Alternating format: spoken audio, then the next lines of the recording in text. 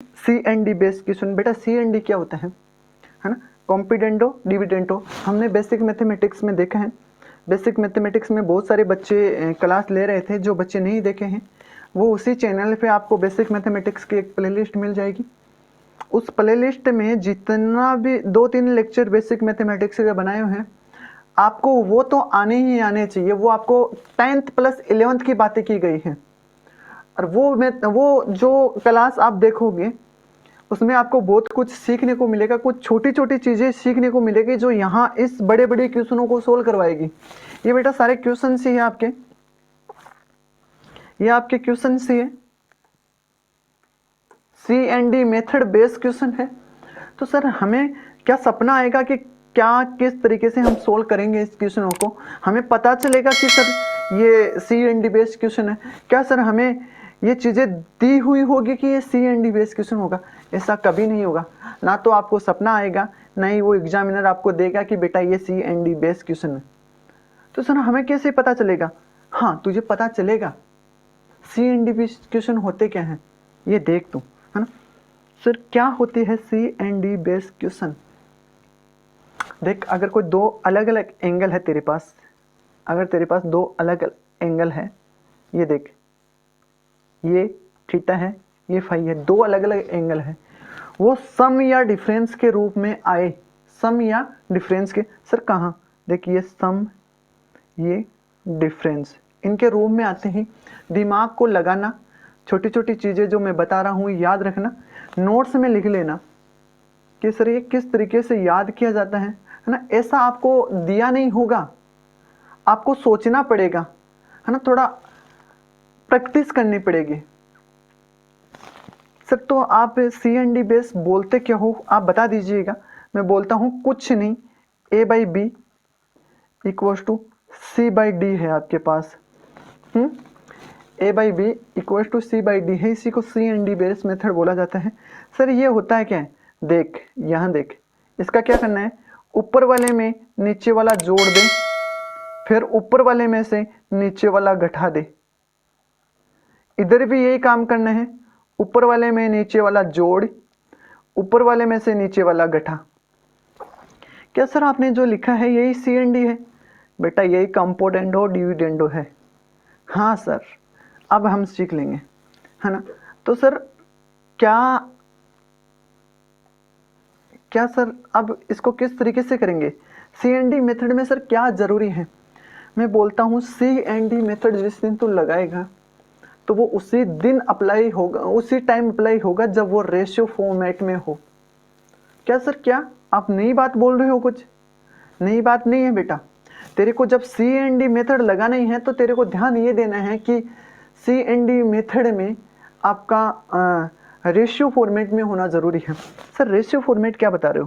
बेटा ratio format ये है, देख रेशियो फॉर्मेट तेरा ये है, ये तेरा रेशियो फॉर्मेट ही है।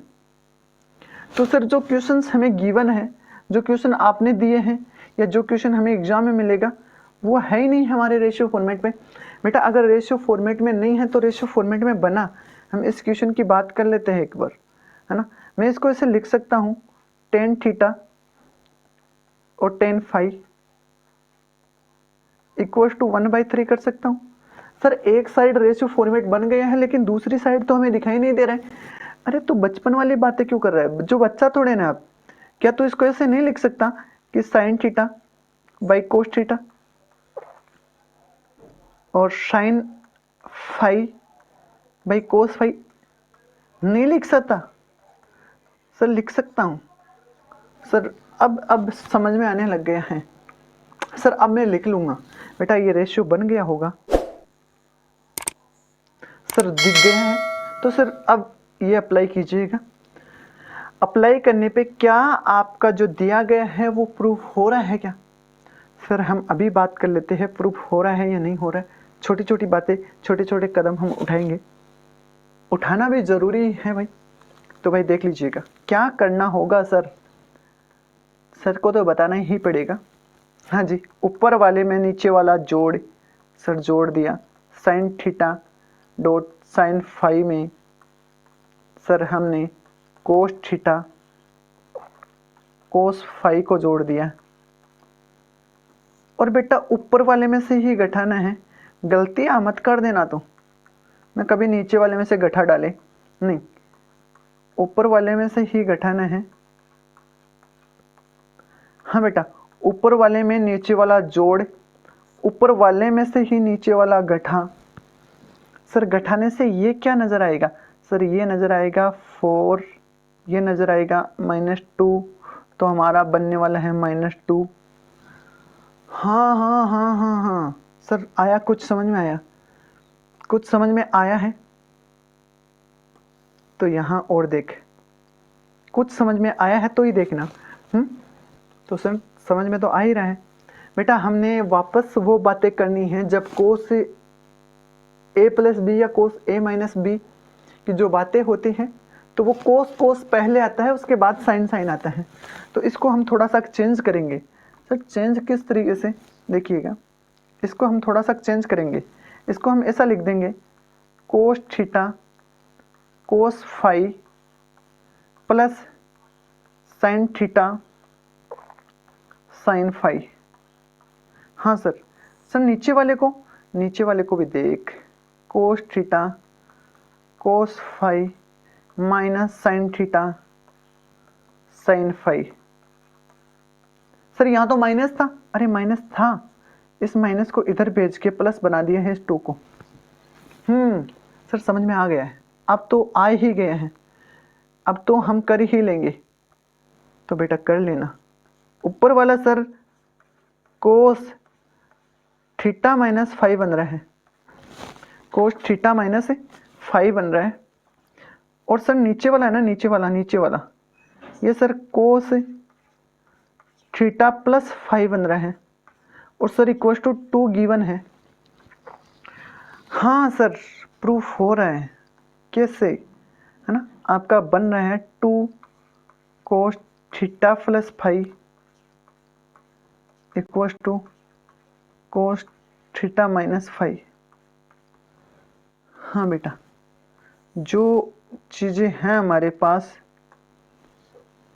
वो इस तरीके से सोल्व होते हैं। क्वेश्चन को जल्दी नोट कीजिएगा, कोई डाउट है तो आप मैसेज कीजिएगा, तुरंत इसका समाधान यही कर दिया जाएगा।